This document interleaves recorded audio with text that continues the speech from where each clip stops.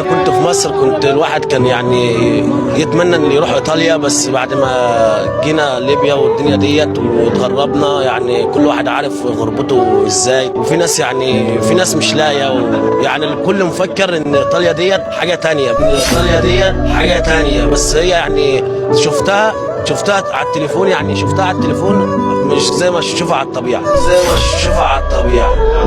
فاهمني؟ يعني بتشوفها على التليفون تقول اللي هيروح ايطاليا ده هيحمل ويجيب ومش عارف ايه ويعمل وكده، تمام.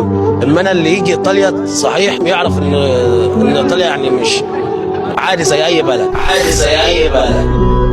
فرق عملة برضه. فرق العمره ماشي، بس انت ما فرق العمله ايه؟ انت فين وفين على ما تشتغل، وفين وفين على ما تعمل ورقك، يعني الورق صعب برضك، الورق صعب هنا. ايه الراتب اللي ممكن تقبضه في مصر ما يخليكش تيجي ايطاليا اصلا؟ 10 10000. يعني انت لو خدت 10000 جنيه في مصر، لو اشتغلت شغلانه وخدت 10000 جنيه في مصر ما تجيش ايطاليا؟ طبعا انت متاكد؟ هيكفوك 10000؟ هيكفونا والله.